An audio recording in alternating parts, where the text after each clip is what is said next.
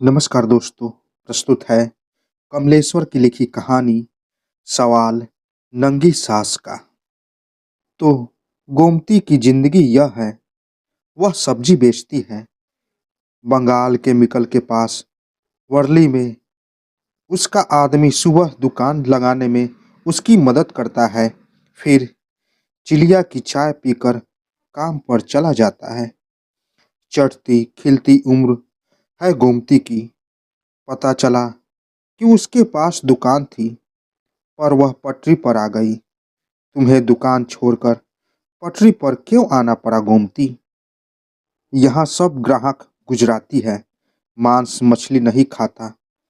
हमारे दुकान मछली वाले के बगल में होता। वह पानी छिड़कता तो हमारे साग सब्जी पर पड़ता। इस खातिर हमारा दुकान चलता नहीं था। तभी हमारे पांडू पांडू समझता साहब, वही पुलिस का आदमी, वह मेरे को बोलता, तू इतना ब्यूटीफुल है मधुबाला का माफिक। तेरा दुकान तो महल पिक्चर की तरह चलेगा। तू पटरी पर उतर आ, उधर बैठ। हम बोला, उधर कैसे बैठेगा? म्युनिसिपाल्टी वाला आएगा तो मेरा भाई बंद आएगा, लफड़ा करेगा, तभी हम क्या करेगा? वो बोला, निस्फिक्र रह, मैं हूं ना। तभी से हम पटरी पर आ गया। तो कोई झगड़ा टंटा नहीं हुआ? नहीं साहब, इसका छतरी हमारे सिर पर है, वो कभी आता है। हाँ, जब हमारा घर वाला चिलिया का चाय पी के चला जाता है, तभी कभी कभी वो आता है। कभी दिन में उसल पाव लेके आता है, कभी बटाटा बड़ा खिलाता है।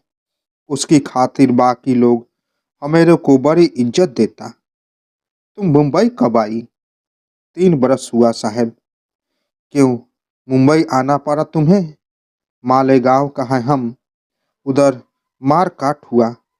मेरा बापू मारा गया। वो खुद मारकाट करता था साहब, वो खुद मारकाट करता था। लेकिन क्यों? अब ये तो मालूम नहीं साहब, पर उन बापू की जेब में दारू का पौवा जरूर होता था। वो दारूबाज था। उधर मालेगांव में तुम्हारा बापू क्या करता था? तुम्हारा घर कैसे चलता था? बित्ता भर जमीन था, उसी पर जवार उगाता था। हमेरा आय खुश रहता था, पेट भरता था। लेकिन तभी बापू मार काट का धंधा पकड़ लिया। घर में अकड़ आने लगा। दारू के नशे में लात ठोकता, आय को गाली बाकता, बोलता, तुरुक है। ये तुरुक क्या होता है साहब? तुरुक हमलावर थे, पर बाद में वो यहीं बस गए। उन्होंने इस देश को अपना देश बना लिया। तो क्या तुम्हारी आई मुसलमान थी? मालूम नहीं साहब। वो तुरक होती, मुसलमान होती तो मैं उसके पेट से हिंदू कैसे पैदा होती साहब? दारिम के बीच से दारिम पैदा होता है, आम के बीच से आम पैदा होता है। मैं तो हिंदू हूँ साहब। बापू शिव सैनिक था तो मैं भी शिव सैनिक हूँ। पन बापू को आई बहुत समझाती थी, तू किसान का बेटा है, अकड़ के मत चल, मार काट में मत पड़, अपने खेतों की तरफ देख। दाना आने की हर खेत झुक जाता है।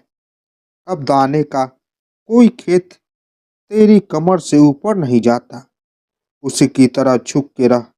मगर हमेरा बापू नहीं समझा, मार काट में मारा गया। यह तो बड़े अफसोस की बात है। तो फिर उसके बाद हम भिंडवंडी चला आया। वहाँ हमेरा मामा होता। उधर फिर मार काट हुआ, उसी में हमारा आई मारा गया। ओहो, यह तो बड़ी दर्दनाक दास्तान है।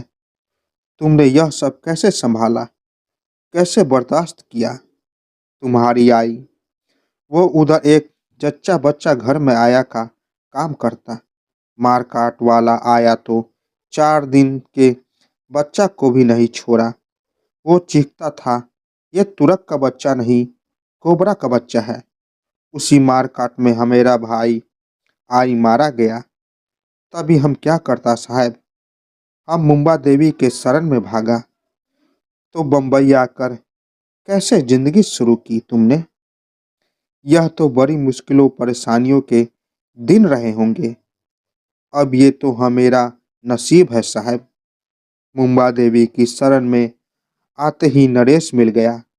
नरेश कौन? कौन नरेश? हमेशा घरवाला। सिद्धि विनायक मंदिर में हम अपना नसीब मांगने आया। उधर ही नरेश फूल माला बेचने का काम करता। उसने हमारे गले में माला डाला, तभी से हम मियाँ बीवी हो गया। तो नरेश क्या अभी भी सिद्धि विनायक मंदिर में मालाएं बेचने का काम करता है? नहीं साहब, वह एक जूता फैक्ट्री में काम करता है और जूता खाता है।